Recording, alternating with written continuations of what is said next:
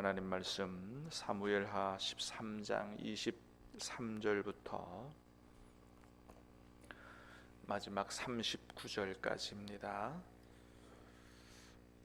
사무엘하 13장 23절부터 마지막 39절까지입니다.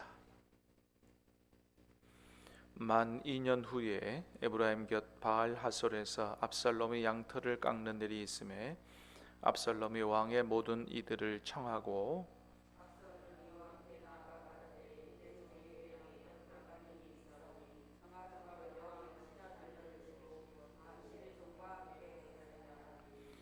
왕이 압살롬에게 이르되 아니라 내 아들아 이제 우리가 다 갈 것이 없다. 누를 끼칠 것 아니라 압살롬이 그에게 간청하였으나 그가 가지 아니하고 그에게 복을 비는지라.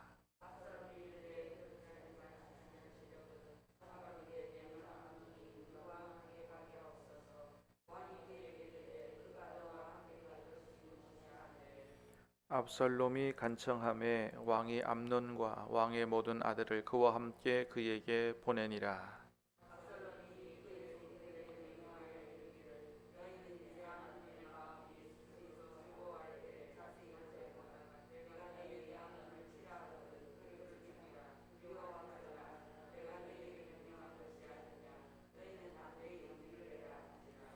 압살롬의 종들이 압살롬의 명령대로 암논에게 행하매 왕의 모든 아들들이 일어나 각기 노새를 타고 도망하니라.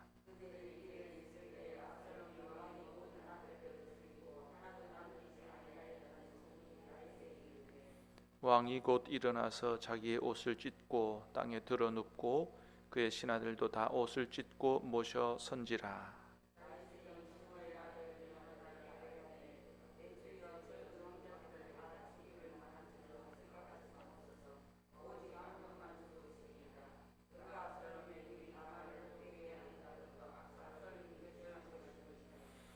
그러하온즉 내 주 왕이여 왕자들이 다 죽은 줄로 생각하여 상심하지 마옵소서. 오직 암논만 죽었으리이다 하니라.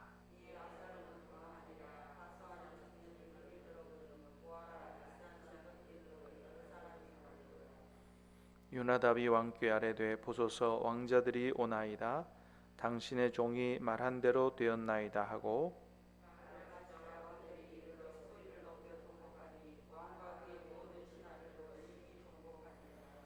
압살롬은 도망하여 그술왕 암미훌의 아들 달메에게로 갔고 다윗은 날마다 그의 아들로 말미암아 슬퍼하니라.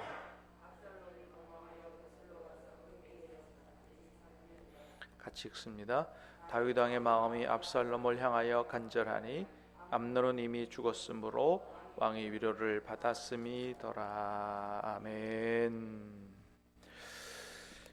오늘 본문은 압살롬이 자신의 친여동생을 범한 그런 이복형 그 암논에 대해서 복수를 하는 이런 내용이 담긴 그런 말씀입니다.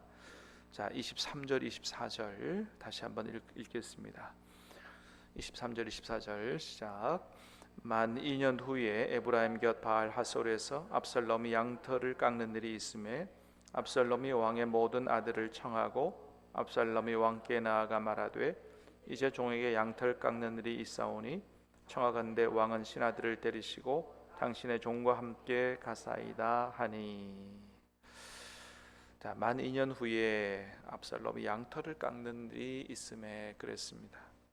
양털을 깎는다는 것은 유목민들에게는 그 농사 짓는 사람들에게 있어서 그 추수하는 것과 같은 그런 개념을 갖는 그런 날입니다. 그래서 보통 이때는 주위의 모든 가족 친지 아는 사람들을 불러 모으고 잔치를 하면서 후하게 대접하는 그런 이제 축제의 시기라 그럴까요? 양털 깎는 날은 이제 그런 날이다라고 볼 수가 있습니다.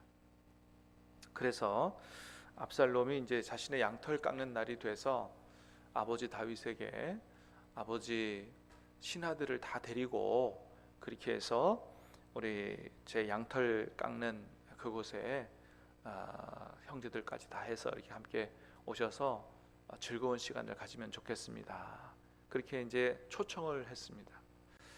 자, 그때 다윗이 뭐라 그래요? 아이고야, 아들, 뭐 말은 고맙지만은 괜히 많은 사람 데리고 가서 너에게 누를 끼칠까봐 염려가 된다. 그러니 말은 고마운데 알겠다. 내려갈 수는 없을 것 같고 네가 하는 모든 일이 다 잘 되기를 원한다. 이렇게 이제 복을 빌어줬습니다. 그때 압살롬이 뭐라 그래요? 아버지, 그러면 아버지가 못 오시고 하면 그저 이복형 암논이라도 좀 보내주셔서 좀 잔치를 같이 할 수 있도록 그렇게 해주십시오. 그랬더니 이 다윗이 옛날에 암논이 압살롬 동생 다말에게 했던 일을 아는지 모르는지 아무 생각 없이 암논하고 다른 형제들까지, 왕자들까지 다 해서 이렇게 압살롬에게 보내줬던 것이죠. 자, 이제 드디어 암논이 그동안 그렇게 마음에 품었던 증오심을 품었던 암논이 이제 자기한테 내려오게 되자 압살롬이 때는 이때다라고 생각을 하고 자기 부하들에게 잔치 중에서 술을 거나하게 먹고 취할 때가 되면 너희는 이때다고 생각하고 암논을 쳐서 죽이라, 그렇게 명령을 내리죠. 결국 암논이 그렇게 해서 압살롬의 손에 이제 죽고 말게 됩니다. 자, 근데 여러분, 우리가 아는 것처럼 이렇게 자기 이 동생에게 성폭행을 하고 못된 짓을 하니 이복형 암논에게 복수한 압살롬, 결국 나중에 어떻게 되죠? 압살롬도 나중에 비참하게 죽게 되는 것을 우리는 알고 있습니다.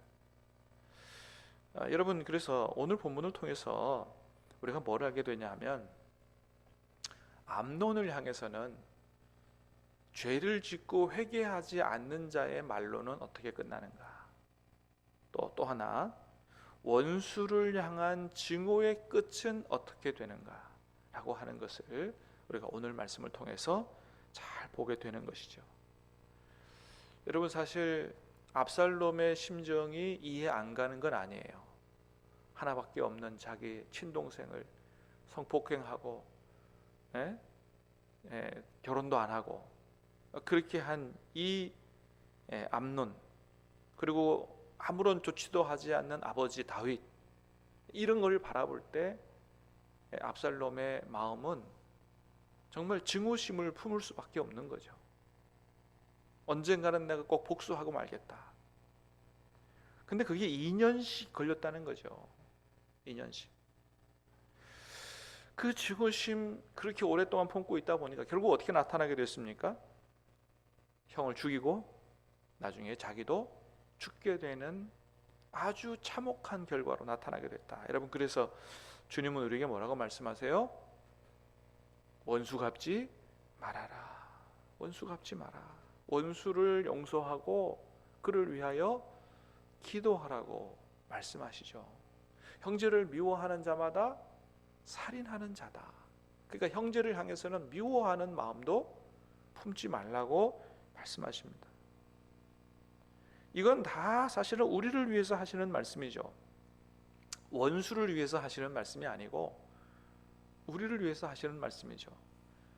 원수 갚는 결과가 너에게 좋지 않게 나타난다는 거예요. 형제를 미워하는, 증오하는 마음을 품게 되면 그게 너에게 좋지 않게 된다. 너의 인생도 삼키고 상대방의 인생도 삼키게 되는 비참한 결과로 나타나게 된다. 그래서 주님은 말씀하십니다. 원수 갚는 것은 내게 맡기고 내가 대신 원수를 갚아주겠다. 네가 원수 갚지 마라. 너는 악을 선으로 이기라고 말씀하고 있습니다. 여러분, 주님의 말씀을 가슴에 새기십시다. 혹시라도 형제가 또는 어떤 다른 사람이 정말 죽이고 싶을 정도로 밉고 그런 마음이 들고 원수 갖고 싶은 마음이 들고, 여러분 그렇다고 한다면 오늘 이 아침에 주님 앞에 여러분의 있는 마음을 다 쏟아 놓으시기를 바라고, 여러분, 주님께서 여러분의 마음을 알아주실 줄로 믿습니다. 위로해 주시고 이해해 주시고, 그리고 마음속에 있는 것들을 털어버리시고,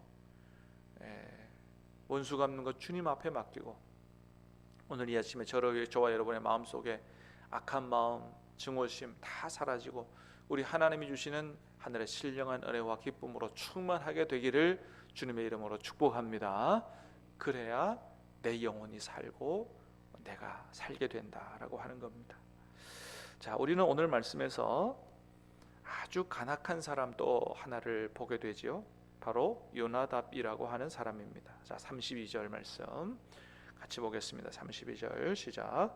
다윗의 형 시므아의 아들 요나답이 아뢰어 이르되 내 주여, 젊은 왕자들이 다 죽임을 당한 줄로 생각하지 마옵소서. 오직 암논만 죽었으리이다. 그가 압살롬의 누이 다말을 욕되게 한 날부터 압살롬이 결심한 것이니이다.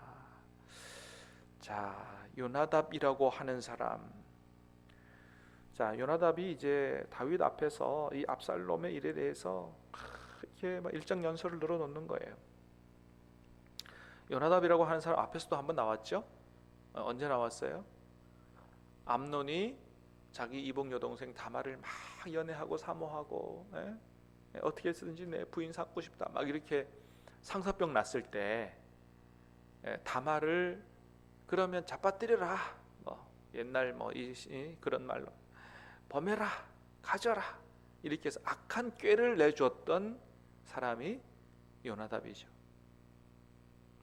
그런데 이 요나답이 오늘 말씀에 보니까 압살롬이 증오심을 품고 암논을 죽이려고 그 마음을 품은 것이 자기 동생 다말을 범했던 2년 전서부터 그런 마음을 가지고 있었습니다 라고 이야기하는 거예요.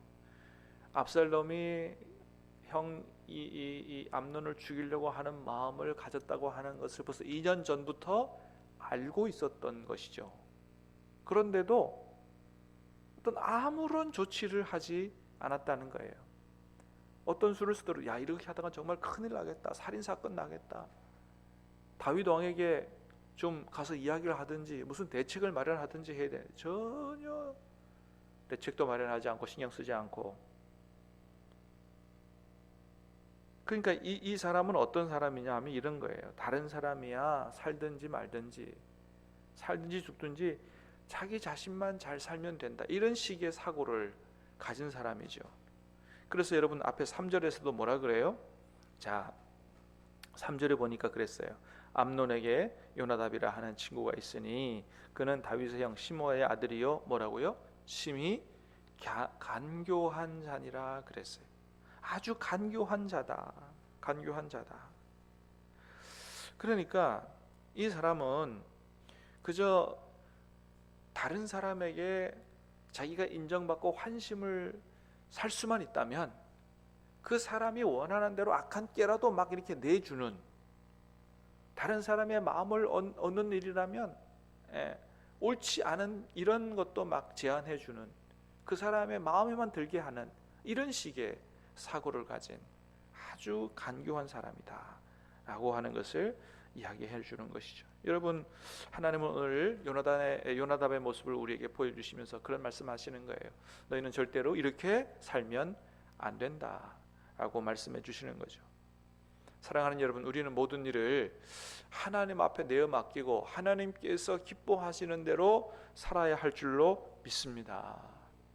그래야지 하나님이 축복하시지, 그저 세상 하나님 없는 사람들처럼 얄팍한 술수, 처세술 이런 걸 가지고 악한 꾀를 내서 이렇게 살면 안 된다는 것입니다. 사랑하는 여러분, 저와 여러분들은 이렇게 살지 말고, 사실 여러분 이런 사람들 때문에 세상이 어지러워지고 선한 사람들이 피해를 보고 그렇게 하지 않습니까? 이렇게 살지 않고 오직 하나님의 말씀을 따라 살 수 있게 되기를 다시 한번 주님의 이름으로 축복합니다. 시편 1편에서 진짜 복 있는 사람이 어떤 사람인지 하나님 말씀해 주십니다. 복 있는 사람은 어떻게 해요? 악인의 꾀를 쫓지 않고 죄인의 길에 서지 않고 오만한 자리에 앉지 않고 오직 여호와의 율법을 즐거워하여 주야로 묵상하는 자로다. 오직 하나님 말씀을 즐거워하여 주여를 묵상하면서 하나님 말씀에 깊이 뿌리를 내리고 그 안에서 하나님의 뜻을 깨닫고 말씀을 따라 순종하며 살게 될 때 정말로 시절을 쫓아 열매를 맺고 정말 하는 모든 일이 다 형통하게 되는 그런 축복을 하나님이 허락해 주신다라는 말씀을 기억하고 이번 한 주간 살면서도 세상을 따라 얄팍한 술수로 그렇게 살지 말고 오직 모든 일을 주님 앞에 의탁하고 주님 기뻐하시는 대로 말씀을 따라 살 수 있게 되기를, 그래서 하나님의 복을 받게 되기를 주님의 이름으로 축복합니다. 기도하겠습니다. 은혜로우신 주님 감사합니다.